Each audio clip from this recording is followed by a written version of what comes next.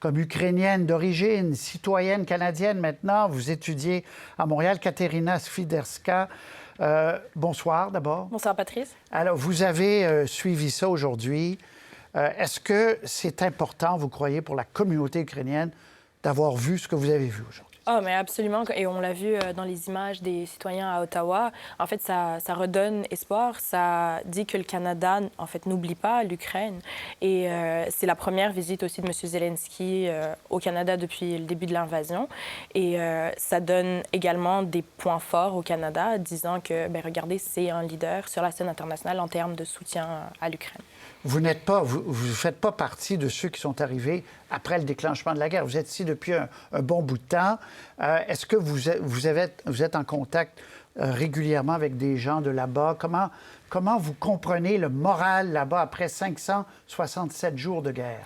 Le moral tient toujours. En fait, j'ai toute ma famille qui est en Ukraine présentement. Ils sont dans la ville de Kherson, au sud. Et le moral tient malgré l'artillerie, malgré les frappes de missiles constantes. On est toujours déterminés à chercher la victoire. Et bien sûr, les partenaires occidentaux vont aider dans tout ça.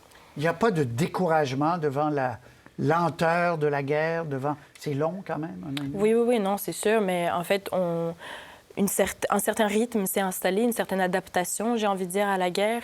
C'est pas facile. Là, moi, j'en reviens. J'ai passé 2 mois en Ukraine. Bon, mais parlez-moi de ça.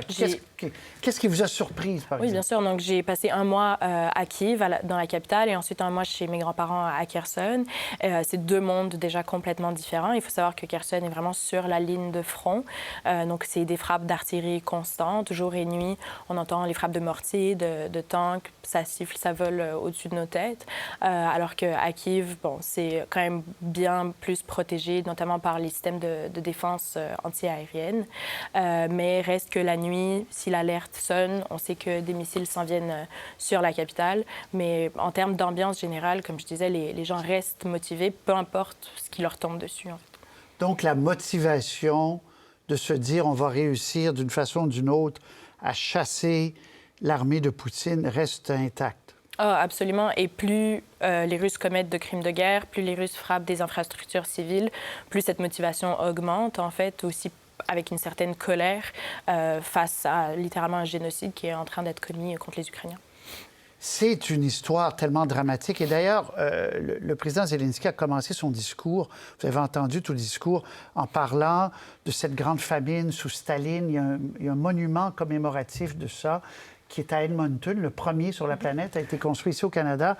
Donc, votre peuple a souffert énormément, continue. Vous êtes quoi, résilient? Oui, absolument. Et puis, je pense justement le fait que Zelensky souligne la question de génocide.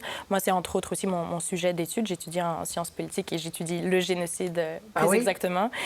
Donc, en fait, ça frappe très fort du côté politique, mais c'est aussi prouvable et justifiable, en fait, parce que je pense que le Canada peut, au-delà de l'aide militaire, peut être un grand allié de l'Ukraine sur le plan de la justice internationale.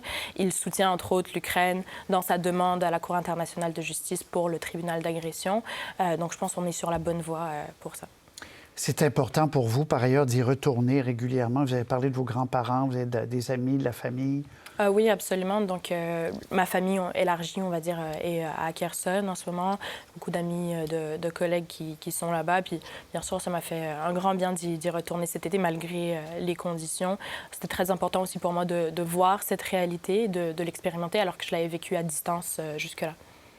Est-ce que vous craignez, en terminant, parce qu'on voit aux États-Unis puis ailleurs en Europe, des gens disent qu'il va falloir que Zelensky fasse des concessions territoriales, il va peut-être falloir qu'il négocie avec Poutine parce que, militairement, traverser les Russes, mission impossible. Ça vous décourage, pas décourage, mais ça vous inquiète des fois?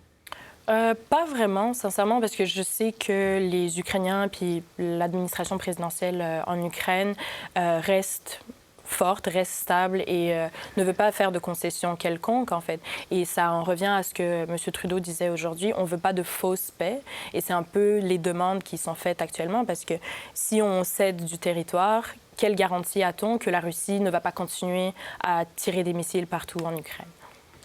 Merci beaucoup d'être venu nous parler. Donc, vous faites vos études ici, sciences politiques. Vous voulez rester au Canada?